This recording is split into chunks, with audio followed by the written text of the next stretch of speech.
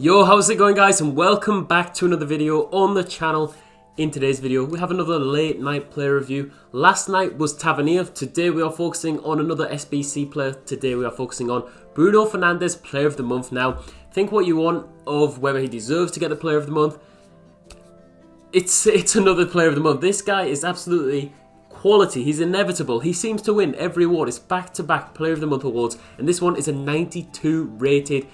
And it is actually a bit cheaper than the previous one. So hopefully you guys do enjoy today's review. All of these games were played in FUT Champions. So yeah, I sweated for these highlights. There are a few games where we lost and I was thinking, how have we lost that? But that's just FUT Champions at the end of the day. And using Bruno Fernandes was always going to be fun. And this is why you want to play FIFA. To have fun and use the players that you like in real life.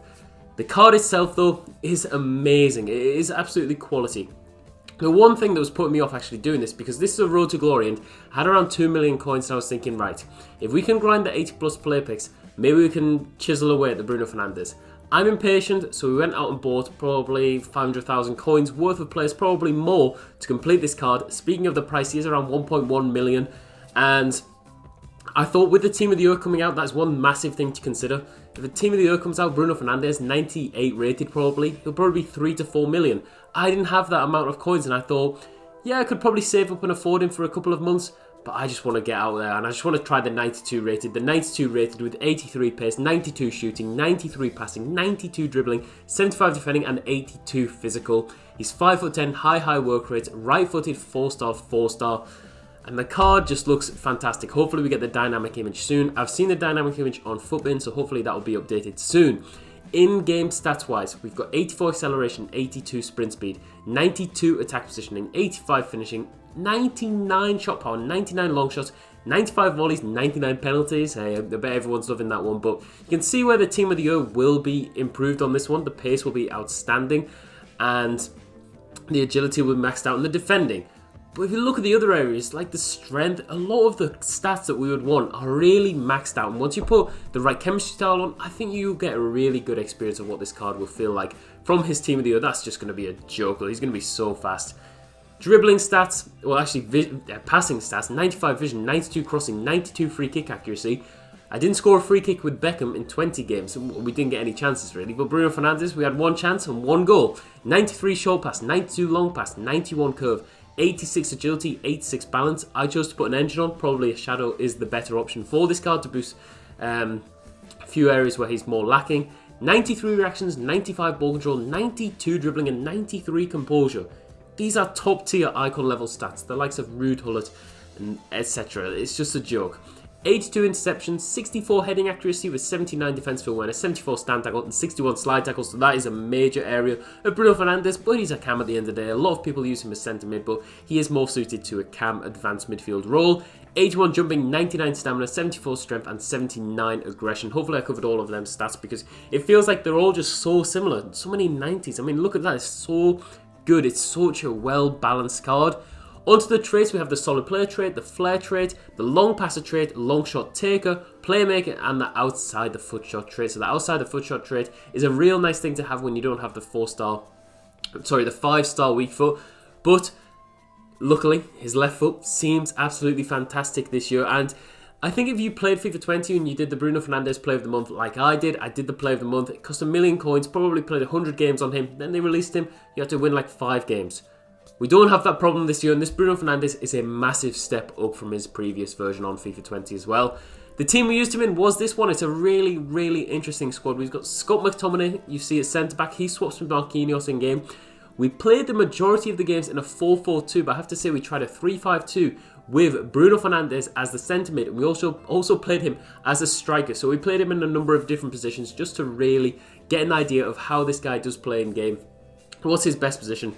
And yeah, let's get into it, guys. I think the instructions on him were stay back when in the 3-5-2 and in the 4-4-2 when he was as a striker. I played him as a false 9 almost, but yeah, performed really well. Let's get to the highlights. Let's talk about the pros and cons and hopefully help you guys decide whether you actually want to complete this card, because he's a hell of a lot, and I think for a lot of people, as I say, you will be wondering, is this card really worth doing with Team of the Year around the corner? With Team of the Year around the corner, it's a massive thing to consider. That'll be next week. With the Bruno Fernandes coming out, I would say if you have loads of coins, just hold off. Just hold off. Be a bit patient. Wait for the team of the year, and then obviously go out and pick up the team of the year.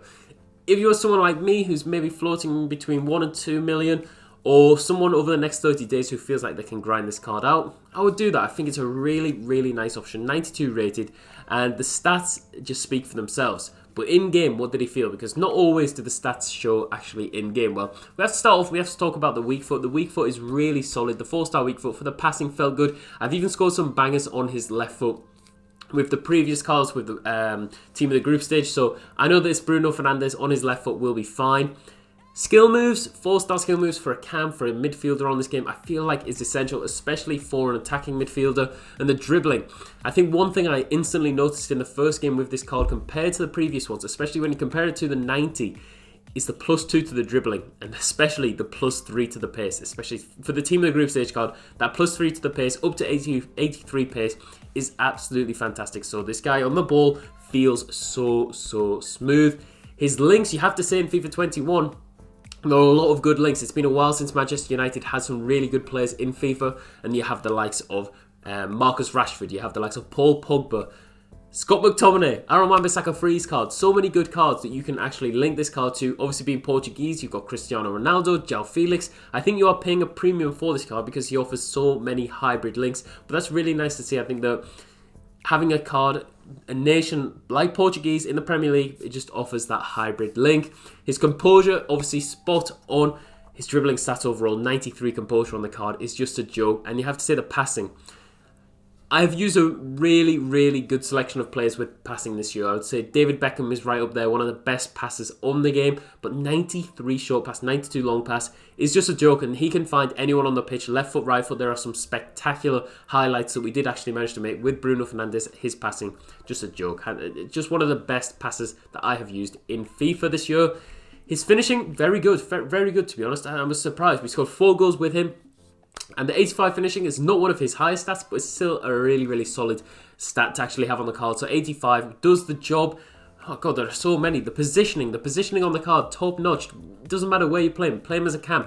Play him as a 1 in a 4-1-2-1-2 in that midfield. He will do a job as a CDM. He can do anything on this pitch. It seems like I played him as a striker. You could play him as a winger. He's so versatile, and that really does play to the fact that if you're going to get this guy, you might want to use him for a month at camp. Maybe you find a new cam you want to play. You can move him back into the defensive midfield position. If you really want to, you can play him out wide in a 4-2-3-1. There's just a number of positions you can play this guy. The interceptions were good on the card. I think the interceptions, he buzzes around the pitch just like in real life. His tackles, the stand tackle was good. He gets his body in front of the ball. We'll talk about the slide tackles, but his interceptions were really fine. And the stamina, 99. This guy can run all game long. And one thing that I'd like to say about this Bruno Fernandes, and you compare him with Tavernier. Tavernier is a guy that just seems to have that desire to actually get the ball back.